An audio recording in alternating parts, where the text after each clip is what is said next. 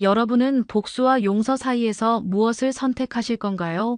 저는 박사학위를 받고 대학 강단에 섰습니다. 모든 것이 완벽해 보였죠.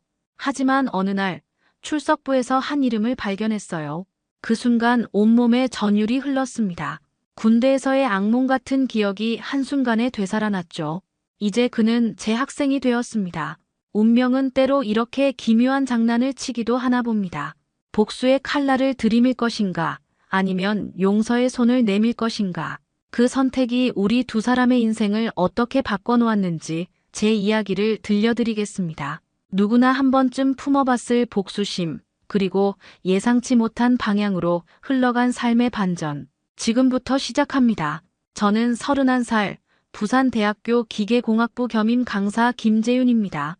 박사학위를 취득하고 군 복무를 마친 후 이제 강단에 서게 되었죠. 제 인생에서 가장 안정적인 시기라고 할 수 있습니다. 학생들에게 재료역학과 기계설계 기초를 가르치는 일상은 평온하고 의미가 있었어요. 오늘도 여느 때와 같이 연구실에서 다음 강의 준비를 하고 있었습니다. 창문 너머로 보이는 부산 하늘은 유난히 맑았고 캠퍼스는 활기가 넘쳤죠. 연구실 책상 위에는 학생들의 과제물이 가지런히 쌓여 있었습니다. 그걸 바라보며 작은 성취감을 느꼈어요.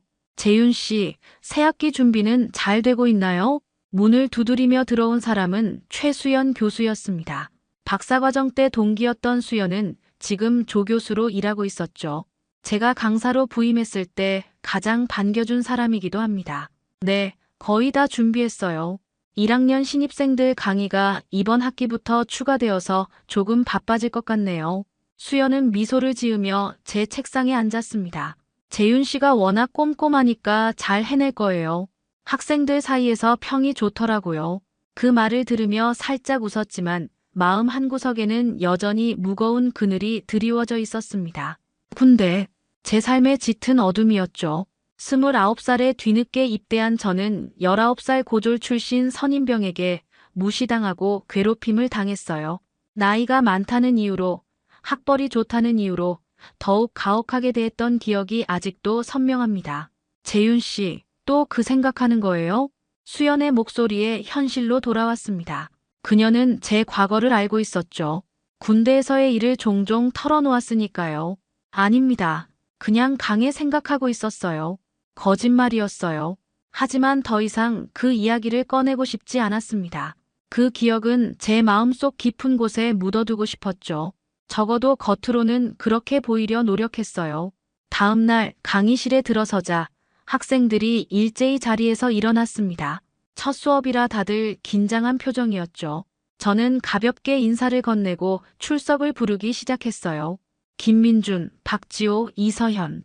학생들이 한 명씩 대답할 때마다 고개를 끄덕이며 확인했습니다.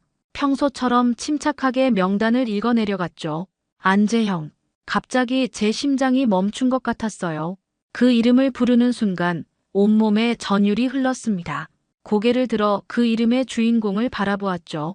네, 교수님. 그때 그 목소리가 들렸습니다. 시간이 멈춘 듯 했어요.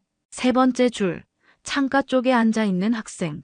군대에서 저를 괴롭혔던 바로 그 선임병이 지금 제 강의실에 앉아 있었습니다. 운명은 참 아이러니했습니다. 제 손이 미세하게 떨리기 시작했죠. 그 순간 제 머릿속은 혼란스러웠습니다. 안재형. 그 이름을 들은 순간 과거의 기억이 파도처럼 밀려왔어요. 군대에서의 모든 순간들이 주마등처럼 스쳐 지나갔죠. 손에 들고 있던 출석부를 바라보며 정신을 가다듬었습니다. 더 이상 읽지 못하고 잠시 침묵했어요. 교수님, 괜찮으세요? 앞자리에 앉은 학생의 목소리에 정신을 차렸습니다. 모든 학생들이 저를 의아하게 바라보고 있었죠. 특히 안재영은 약간 의구심이 가득한 표정으로 저를 주시하고 있었어요.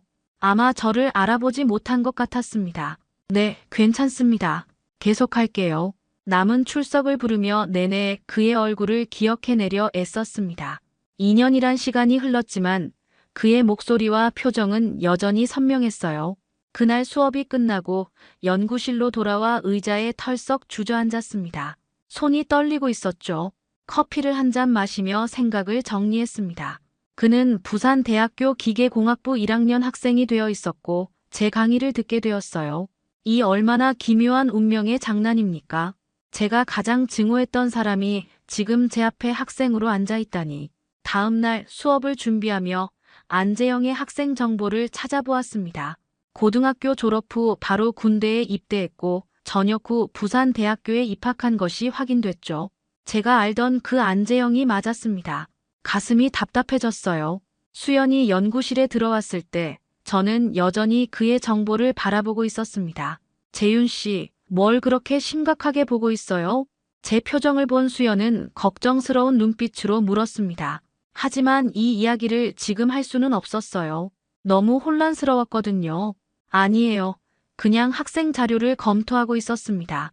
수연은 제 대답에 고개를 끄덕였지만 여전히 의심스러운 표정이었죠. 그녀는 저를 잘 알았으니까요. 그날 밤 집으로 돌아와 침대에 누워 천장을 바라보았습니다. 머릿속에는 복잡한 생각들이 소용돌이쳤어요. 제가 박사과정을 밟고 있을 때 그는 고등학생이었습니다. 그리고 군대에서 만났을 때 그는 선임병이었고 저는 후임병이었죠.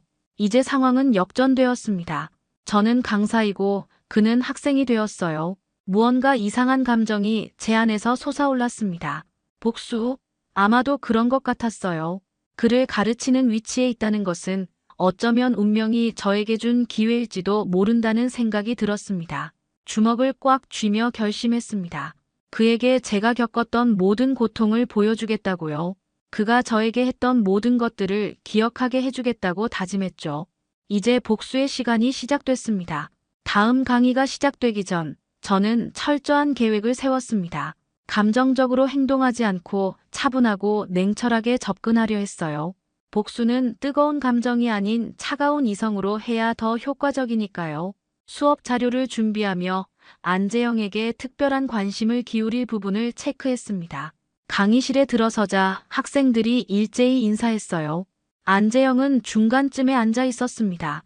우리의 시선이 마주쳤지만 여전히 그는 저를 알아보지 못했죠. 당연합니다. 군대에서 저는 그저 이름 없는 늙은 후임일 뿐이었으니까요. 오늘은 재료역학의 기초 원리에 대해 배우겠습니다. 모두 교재 15페이지를 펴주세요. 수업을 진행하면서도 계속 안재영을 주시했어요. 그는 가끔 집중력이 흐트러져 보였고 메모도 제대로 하지 않았습니다. 완벽한 표적이었죠. 안재영 학생, 방금 제가 설명한 내용을 다시 한번 말해볼 수 있을까요? 갑작스러운 질문에 그는 당황했습니다. 눈이 커지고 목소리가 떨렸어요. 죄송합니다, 교수님. 다시 한번 설명해 주실 수 있을까요? 그 모습을 보며 작은 승리감을 느꼈습니다. 군대에서 그가 저에게 했던 것처럼 말이죠. 수업 시간에 집중하지 않으면 학점에 영향이 있을 수 있습니다. 다른 학생들에게 피해가 가지 않도록 해주세요. 교실 전체가 조용해졌어요. 안재영의 얼굴이 붉어졌습니다. 바로 그 표정, 군대에서 제가 지었던 표정이었죠. 첫 과제를 내주면서 특별히 까다로운 문제를 추가했습니다. 대부분의 학생들이 풀 수 있는 수준이지만 안재영과 같이 집중력이 부족한 학생에게는 어려울 법한 문제였어요. 예상대로 다음 수업 전 제출된 과제를 검토했을 때 그의 답안은 빈약했습니다. 안재영 학생의 과제는 60점입니다. 기본 개념을 이해하지 못했네요. 다른 학생들의 과제는 공정하게 평가했지만 그의 과제는 의도적으로 엄격하게 채점했어요. 그가 내는 모든 과제물, 퀴즈, 발표에도 같은 기준을 적용했습니다. 물론 명백하게 부당하진 않았어요. 항상 정당한 이유가 있었죠. 수업이 거듭될수록 안재영의 성적은 계속 떨어졌습니다. 그의 자신감도 함께 무너져 내리는 게 보였어요. 그의 눈에는 점점 절망감이 깃들었고 강의실에서의 태도도 위축되었습니다. 제가 그랬던 것처럼요. 어느 날 수연이 저에게 물었습니다. 재윤 씨, 혹시 안재영이라는 학생에게 특별히 엄격한 거 아니에요? 다른 교수님들 수업에선 그렇게 나쁘지 않다던데. 심장이 덜컥 내려앉는 기분이었어요. 하지만 침착하게 대답했습니다. 그런 건 아니에요. 그저 학생에게 더 높은 기준을 요구하는 거죠. 나중에 도움이 될 겁니다. 수연은 의심스러운 눈길로 저를 바라봤지만 더 묻지는 않았어요. 다행이었습니다. 아직은 제 계획을 누구에게도 알리고 싶지 않았거든요. 복수의 시간은 천천히 하지만 확실하게 진행되고 있었습니다. 안재영이 점점 무너져가는 모습을 보며 묘한 쾌감과 동시에 씁쓸함도 느꼈어요. 하지만 이제 돌이킬 수는 없었습니다. 중간고사가 다가오고 있었고 그때 저는 결정적인 한 방을 준비하고 있었으니까요. 중간고사 날이 밝았습니다. 시험지를 배부하기 전 강의실을 둘러보았어요. 모든 학생들이 긴장한 표정이었지만 특히 안재영의 얼굴은 창백했습니다. 그동안 퀴즈와 과제에서 좋은 성적을 받지 못했으니 당연한 반응이었죠. 시험지를 나눠주며 그의 손이 미세하게 떨리는 것을 보았습니다. 군대에서 제가 그랬던 것처럼 말이에요. 시험 시간은 90분입니다. 모두 최선을 다하세요. 시험이 시작되고 저는 강단에서 학생들을 관찰했어요. 안재영은 초조하게 문제를 읽고 또 읽었습니다. 머리를 감싸고 괴로워하는 모습이 눈에 들어왔죠. 그 모습을 보며 작은 승리감을 느꼈습니다. 하지만 동시에 묘한 불편함도 스쳐 지나갔어요. 시험이 끝나고 채점을 시작했습니다. 다른 학생들의 답안지는 공정하게 채점했지만 안재영의 답안지는 더욱 면밀히 살펴보았어요. 그의 답변에서 작은 실수도 놓치지 않고 감점했습니다. 단 하나의 오류도 용납하지 않았죠. 결과가 나왔습니다. 전체적으로 평균 75점이네요. 다음 수업 시간 시험지를 돌려주었습니다. 안재영의 성적은 42점. 그의 얼굴이 창백해지는 것을 보았어요. 충격과 절망이 뒤섞인 표정이었습니다. 손으로 시험지를 꽉 쥐는 모습이 마치 군대에서 제가 그랬던 모습과 겹쳐 보였죠. 수업이 끝난 후 안재영이 저에게 다가왔습니다. 교수님, 제 시험에 대해 상담할 수 있을까요? 그의 목소리는 떨렸고 눈은 바닥을 향해 있었어요. 제 연구실로 그를 안내했습니다. 문을 닫고 그와 마주 앉았죠. 교수님, 제가 어디서 잘못된 건지 이해가 안 됩니다. 열심히 준비했는데. 저는 그의 답안지를 꺼내 하나하나 지적했습니다. 사실 몇몇 부분은 다른 학생들에게는 넘어갔을 사소한 오류였지만 그에게는 엄격하게 적용했어요. 안재영 학생, 기초가 부족해 보이네요. 이런 식으로는 앞으로도 어려울 겁니다. 그의 눈에 눈물이 고이는 것을 보았습니다. 예전에 제 눈에 고였던 그 눈물과 같았죠. 하지만 냉정하게 계속 지적했어요. 노력이 부족해 보입니다. 기계공학은 쉬운 학문이 아니에요. 더 열심히 해야 할 겁니다. 안재영은 고개를 숙인 채 말했습니다. 네, 알겠습니다, 교수님. 그가 연구실을 나간 후 저는 의자에 깊이 기대앉았어요. 가슴 속에서 무언가 무거운 것이 느껴졌습니다. 복수의 달콤함 속에 쓴맛이 섞여 있었죠. 다음 수업에서 안재영에게 발표 기회를 주었습니다. 예상대로 그는 긴장한 모습으로 앞에 나왔어요. 발표가 시작되자마자 저는 그의 논리를 파고들었습니다. 매 문장마다 반박하고 질문을 던졌죠. 그 개념을 잘못 이해하고 있네요. 다시 설명해 보세요. 그 공식은 왜 그렇게 적용했죠? 오류가 있어 보이는데요. 이 부분은 완전히 잘못됐습니다. 기본 개념부터 다시 공부하세요.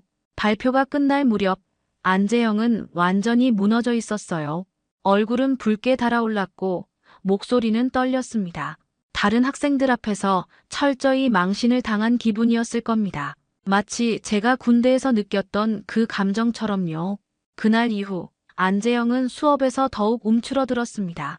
질문에도 대답하지 않았고 눈도 마주치지 않았어요. 완벽하게 무너진 것처럼 보였습니다. 제 복수는 성공적으로 진행되고 있었죠. 중간고사 이후 기말평가를 위한 팀 프로젝트를 발표했습니다.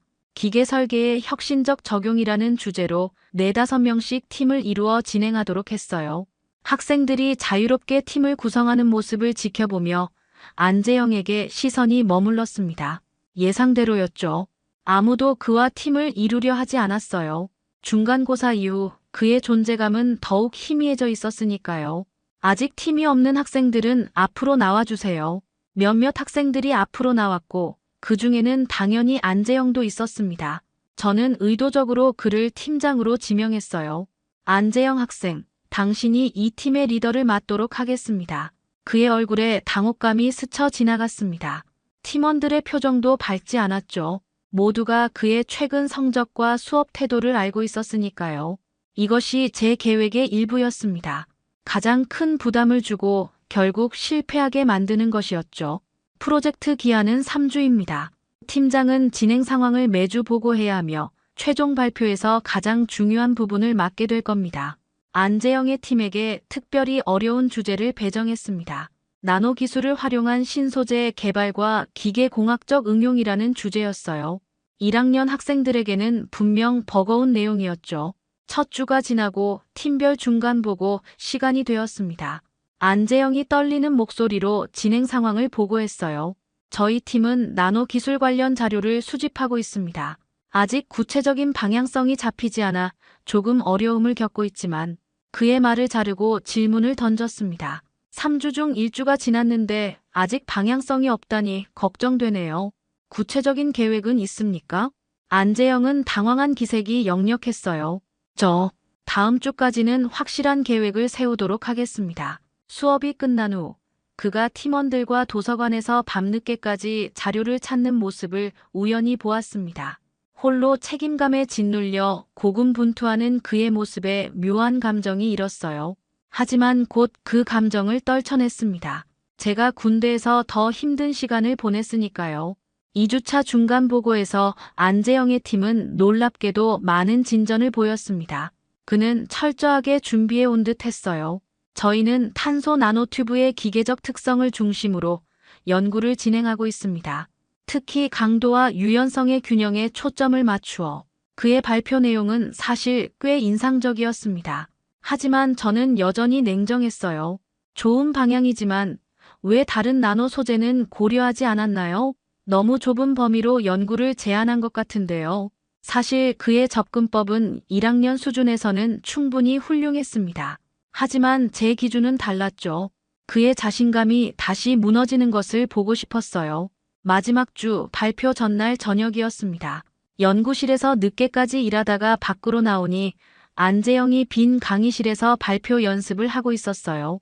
그의 모습을 몰래 지켜보았습니다. 지친 얼굴이었지만 그의 눈에는 결연한 의지가 보였어요. 몇 번이고 같은 부분을 반복하며 완벽을 기하는 모습이었습니다. 내일은 완벽해야 해. 실패하면 안 돼. 그의 혼잣말이 들렸습니다. 문득 제 가슴이 묘하게 조여오는 느낌이었어요. 이것이 정말 제가 원하는 모습인지 처음으로 의문이 들었습니다. 하지만 이미 내일의 발표를 위한 제 비판은 준비되어 있었죠. 안재영의 팀 발표를 철저히 무너뜨릴 계획이었으니까요. 발표일이 밝았습니다. 강의실은 긴장감으로 가득 차 있었어요. 다른 팀들의 발표가 진행되는 동안 안재영은 계속해서 자료를 검토하고 있었습니다. 그의 손이 미세하게 떨리는 것이 보였죠. 마침내 그의 팀 차례가 왔습니다. 다음은 안재영 팀의 발표입니다. 나노 기술을 활용한 신소재 개발과 기계공학적 응용에 대해 발표해 주세요. 안재영이 앞으로 나왔습니다. 깊게 숨을 들이마시고 시작했어요. 예상과 달리 그의 발표는 놀라울 정도로 체계적이었습니다. 탄소 나노튜브의 특성부터 실제 산업 적용 사례까지 1학년 학생 수준을 훨씬 뛰어넘는 내용이었죠. 밤을 새워 준비했다는 게 느껴졌어요.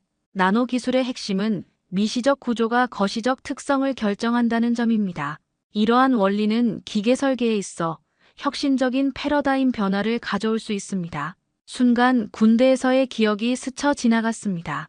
안재영이 저에게 했던 말이 떠올랐어요. 박사 출신이라고. 그런 거 여기서는 소용없어. 여기는 경험이 중요한 곳이야. 하지만 지금 그의 눈에는 그때와는 다른 것이 보였습니다. 배움에 대한 진정한 열정, 그리고 인정받고 싶은 갈망이 있었어요. 제 계획대로라면 그의 발표를 철저히 비판하고 무너뜨려야 했습니다.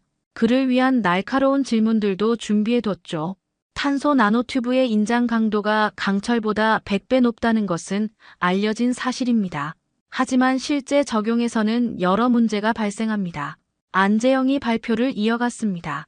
그리고 놀랍게도 제가 준비한 비판점들을 하나하나 미리 짚어내며 해결책을 제시했어요.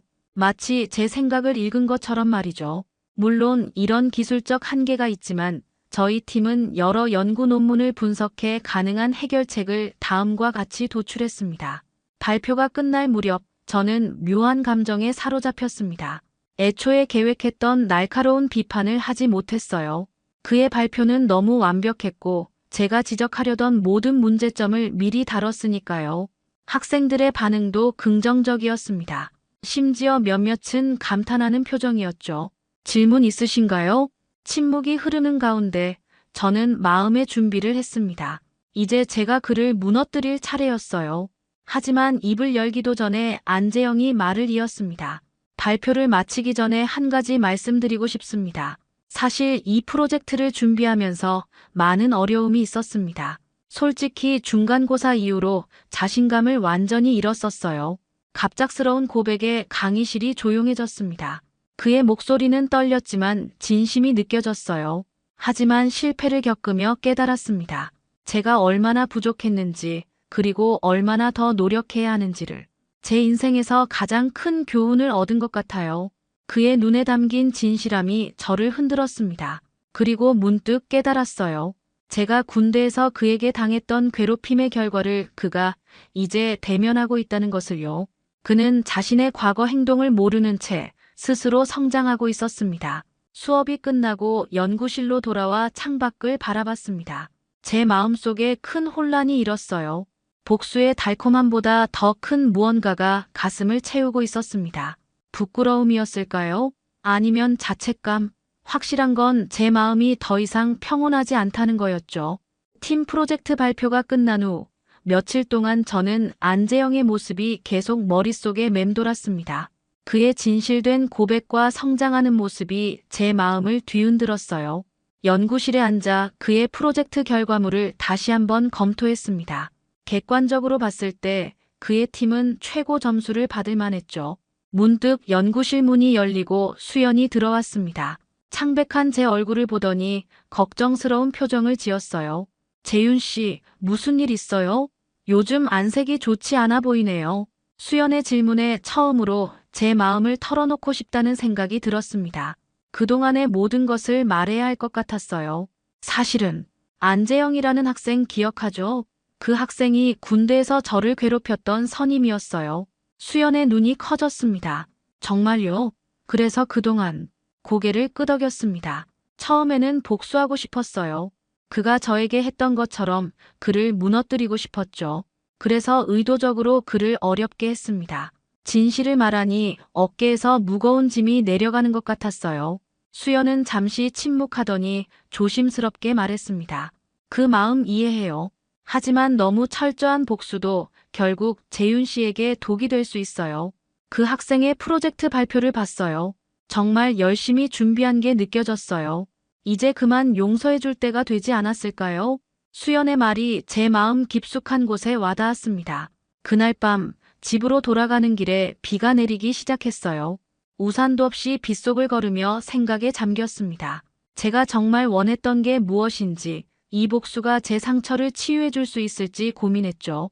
다음 날 아침, 연구실 앞에 안재영이 서 있었습니다. 그의 표정은 긴장감으로 가득했어요. 교수님, 잠시 시간 괜찮으실까요? 연구실로 그를 안내했습니다. 그는 팀 프로젝트 추가 자료를 들고 왔더군요.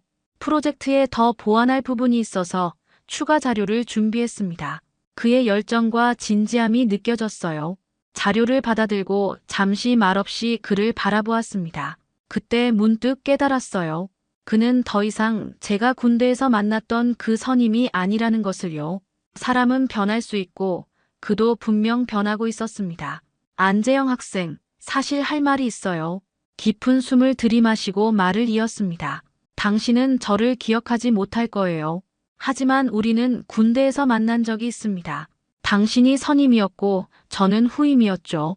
그의 표정이 흐려졌습니다. 눈이 커지며 당황하는 기색이 역력했어요. 교수님이 그때 그 말을 잊지 못하는 그의 모습에서 진심 어린 충격과 부끄러움이 느껴졌습니다. 그제서야 그가 저를 기억해냈던 거예요. 맞아요. 처음에는 복수하고 싶었어요. 하지만 이제는 그럴 필요가 없다는 걸 깨달았습니다. 당신이 변화하는 모습을 보았으니까요. 안재영의 눈에 눈물이 고였습니다. 정말 죄송합니다, 교수님. 그때 제가 얼마나 어리석었는지. 군대에서 저는 너무 미성숙했어요. 나이가 많은 후임이 오니까 자존심이 상했던 것 같아요. 지금 생각하면 정말 부끄럽습니다. 그의 진심 어린 사과에 제 마음속 응어리가 조금씩 풀리는 것을 느꼈습니다. 오랜 시간 끌어안고 있던 복수심이 서서히 녹아내리는 기분이었어요. 이제 그만 잊어요. 너도 변화할 수 있어. 나처럼. 그 순간 제 마음속에서 무언가가 확실히 달라졌습니다. 복수가 아닌 용서를 선택했을 때 비로소 진정한 자유를 느꼈어요. 그리고 그것이 제가 진정으로 원했던 것임을 깨달았습니다. 그날의 대화 이후 모든 것이 변했습니다. 아침에 눈을 뜨면 더 이상 복수심으로 가슴이 무겁지 않았어요. 오히려 어떤 가벼움과 평온함을 느꼈습니다. 용서하는 순간 제가 오히려 자유로워졌다는 사실이 놀라웠죠. 안재영의 성적을 다시 검토했습니다. 그동안 의도적으로 낮게 평가했던 과제와 시험들을 객관적인 시각으로 재평가했어요. 공정하게 점수를 수정하고 그의 실력을 있는 그대로 인정해 주었습니다. 사실 그는 꽤 우수한 학생이었어요. 다음 수업 시간 강의실에 들어서자 분위기가 달라진 것을 느꼈습니다. 안재영은 더 이상 움츠러들지 않았고 자신감 있는 표정으로 앉아 있었어요. 우리의 시선이 마주쳤을 때 그는 살짝 미소를 지었습니다. 저도 모르게 답하듯 미소 지었죠. 오늘은 유체역학의 기본 원리에 대해 배우겠습니다. 수업을 진행하면서 학생들의 질문을 받았어요. 놀랍게도 안재영이 처음으로 자발적으로 손을 들었습니다. 교수님, 레이놀즈 수와 측류, 난류의 관계에 대해 더 자세히 설명해 주실 수 있을까요?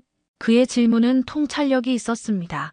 더 이상 저를 두려워하지 않고 배움에 대한 진정한 열정을 보여주고 있었어요.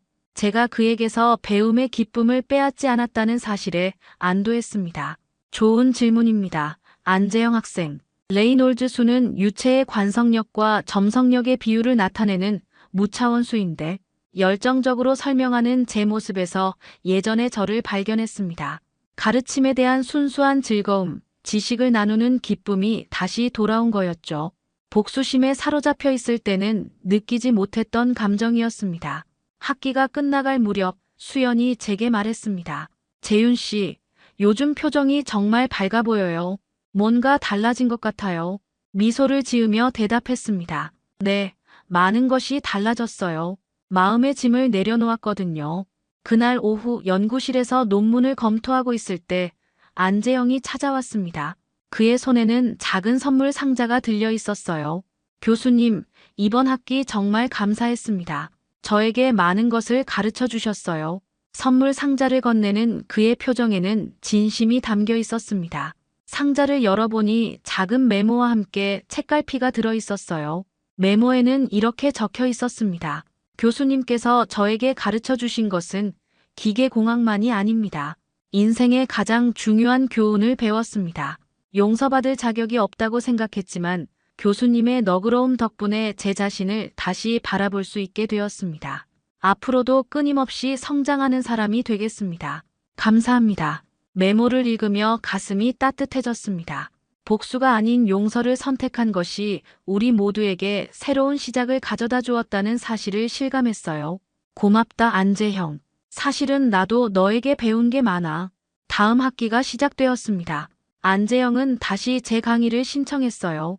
이번에는 더 높은 수준의 과목이었지만 그는 열정적으로 참여했습니다. 수업에서 그의 성장하는 모습을 지켜보는 것은 제게 큰 보람이었어요.